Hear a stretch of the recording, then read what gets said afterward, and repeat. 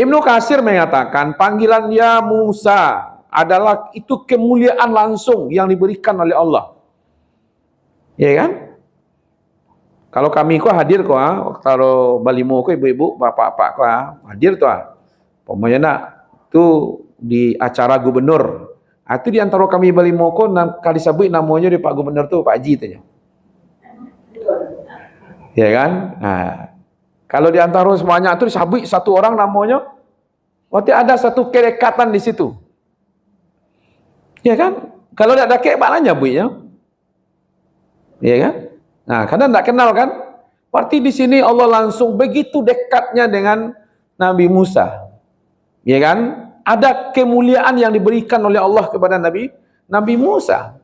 Sehingga Allah pilih Nabi Musa itu sebagai orang untuk menjadi utusan.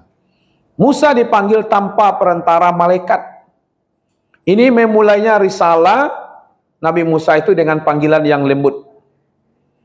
Maka dari itu, ibu-ibu, dakwah ini memang bukan dakwah yang keras. Memang dakwah yang lembut.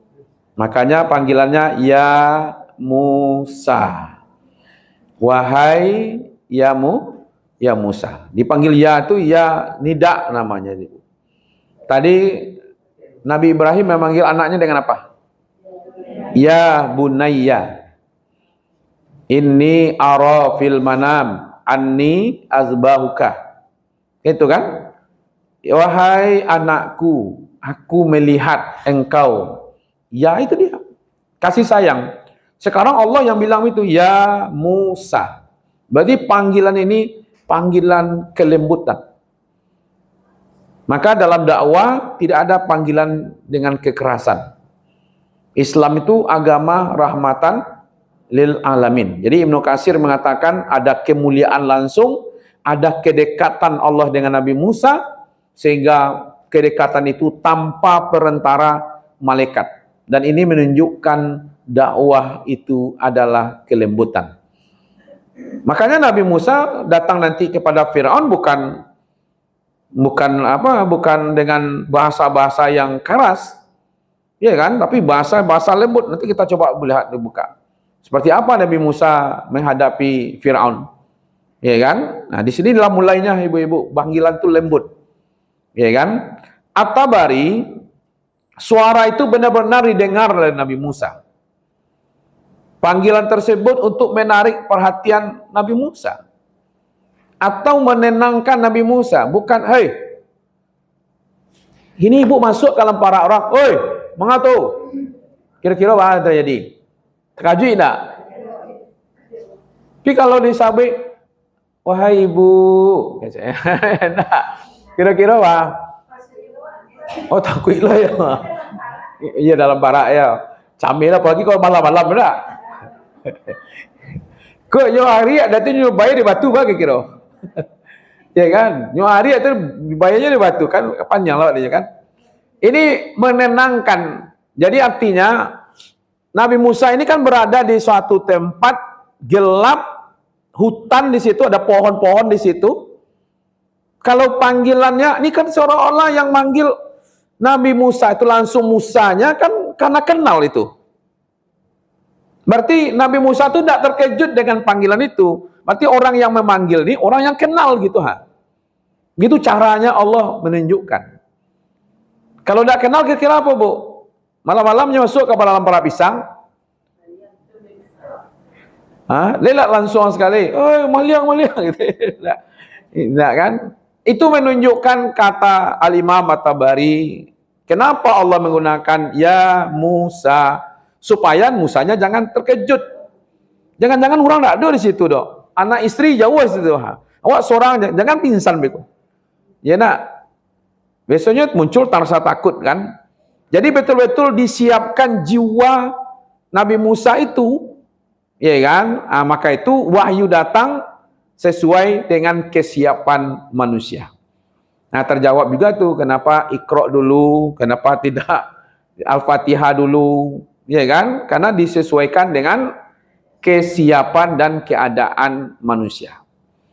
Ya kan? Kita juga begitu ibu-ibu. yang siap gitu, ya kan? Itu At-Tabari. Al-Imam Al-Qurtubi menyatakan bahwa ayat ini menjadi dalil bahwa betul Allah Al-Kalam. Allah itu berkata-kata. Allah berbicara. Ya kan? Kalam. Memang Allah bukan bisu. Berbicara. Cuman tanpa menyerupai bicaranya makhluk. Ya. Maka itu menurut akidah Ahlussunnah menetapkan bahwa kalam Allah tanpa tasbih, menyamakan. Jadi kalau Allah berbicara, manusia berbicara, oh berarti sama-sama berbicara. Enggak. Kita berbicara karena Allah yang memberikan kemampuan untuk berbicara. Allah berbicara dengan ketuhanannya sendiri. Jadi tidak ada yang sama. Surat Al-Ikhlas apa?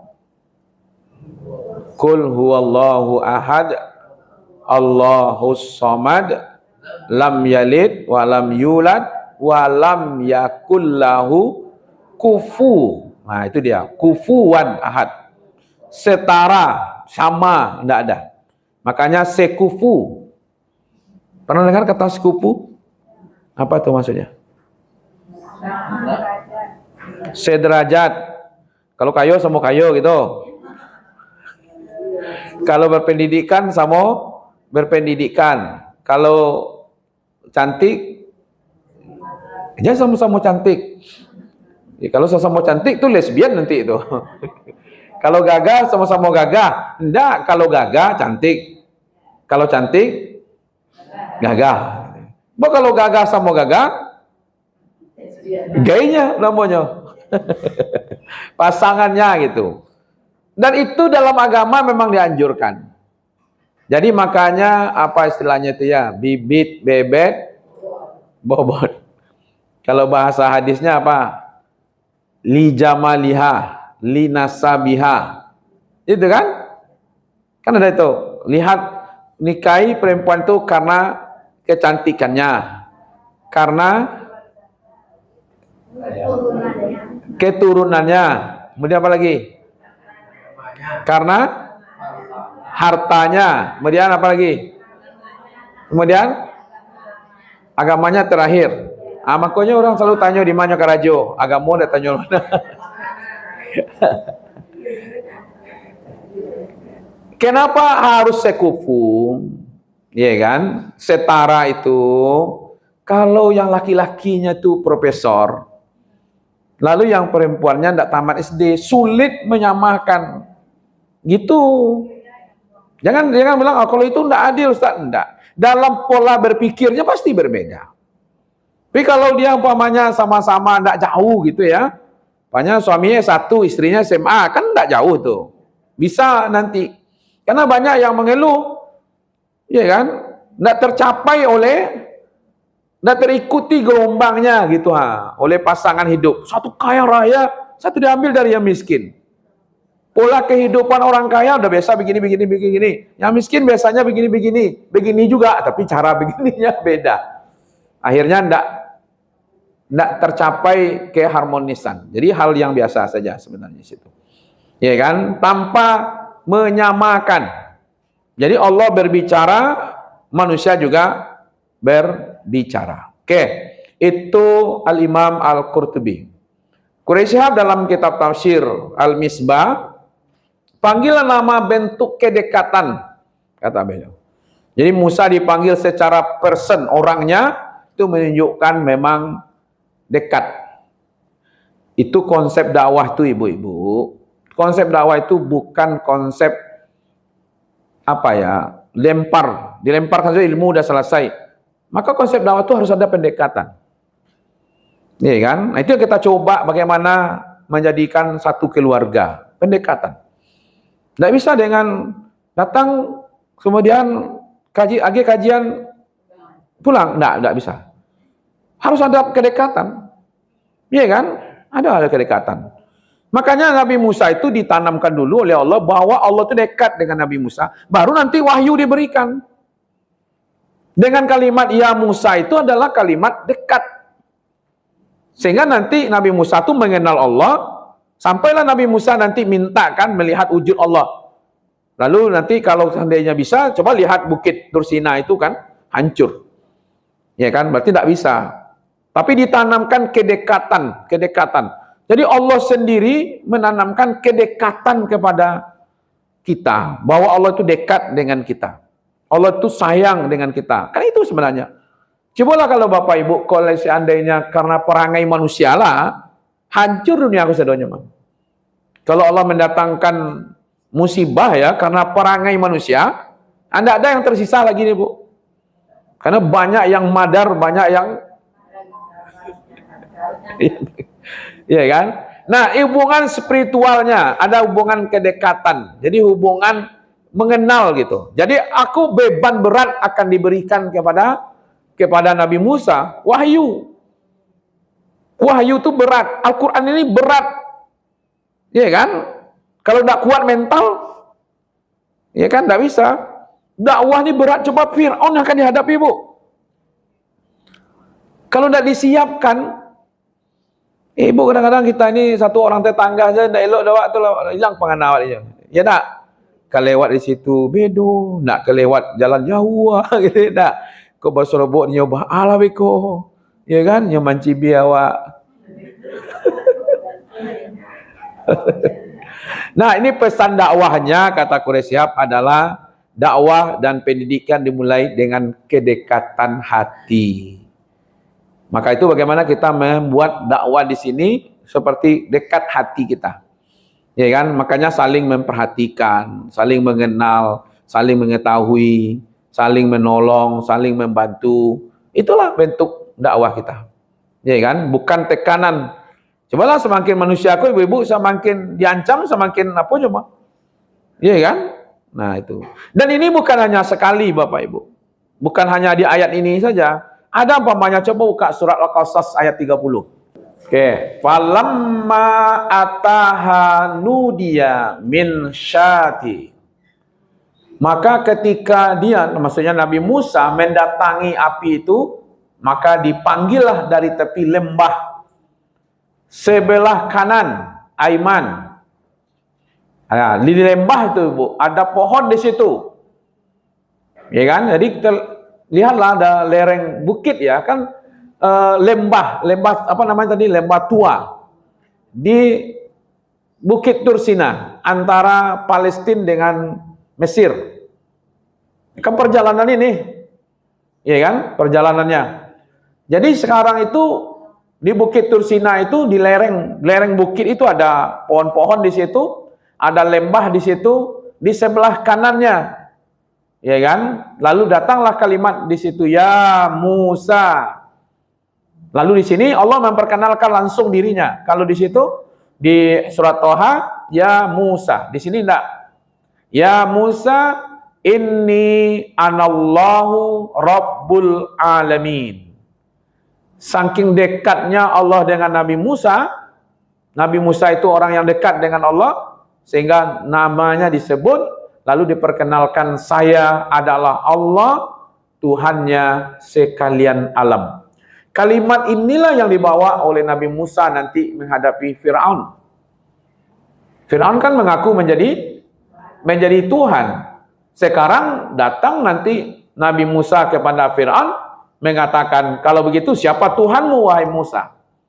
Maka Nabi Musa akan menjawab nanti, Tuhanku adalah Rabbul Alamin. Kalimat ini juga yang diperkenalkan kepada kita dengan kalimat Alhamdulillahi Rabbil Alamin. Itu kan berada di ayat kedua di dalam Al-Quran. Betul enggak? Iya, dalam Al-Quran, dalam Al-Fatihah itu. Ya kan? Al-Fatihah itu adanya dalam Al-Quran. Ayatnya ayat kedua. Ayat pertamanya apa? Bismillahirrahmanirrahim. Alhamdulillahi Rabbil Alamin. Itu kan. Allah baca lan lupa lah. Padahal libur-libur sekali-sekali lah lupa saya sekali. Nah itu ya. Jadi Allah langsung memperkenalkan di situ. di belah pohon. Bukan Allah itu di balik pohon, bukan Allah itu di dalam pohon, tidak. Ya kan? Disitulah suara itu muncul. Ya kan? Ya Musa inni anallah Rabbul alamin. Nah, jadi tidak satu ayat bercerita tentang kisah ini. Ya kan? Tapi banyak ayat. Itu surah apa tadi? Al-Qasas. Kemudian bisa ditengok juga di dalam surat An-Naml ayat 8. Masih sama bahasanya. Falamma ja'aha nudiya. Ketika Nabi Musa datang, ya kan, kepada api itu, lalu ada panggilan, ya, yang telah Allah berkahi di sekeliling api itu, ya kan. Lalu ada kalimat yang menarik di situ. Kalau tadi apa? Anallah Rabbul alamin. Sekarang Allah mengatakan subhanallah. Itu yang pertama diungkapkan di situ. Subhanallah Rabbil alamin. Ya kan? Jadi maha suci Allah, Tuhannya sekalian alam. Kalimat subhanallah itu kalimat yang ringan. Itu pertama juga diperkenalkan kepada Nabi Musa di puncak bukit atau di lembah tua itu. Sekarang kalimat subhanallah pun untuk kita. Subhanallahil azim, subhanallahi wa bihamdi, ya kan? Subhanallahi wa bihamdi, subhanallahil azim. Dua kalimat yang ringan tapi berat di timbangan, ya kan? Nah, ini kalimat juga yang diperkenalkan kepada Nabi Musa, ya kan? Ketika berada di lembah tua yang suci. Nah, apa spiritualnya di situ? Apa rohaninya di situ?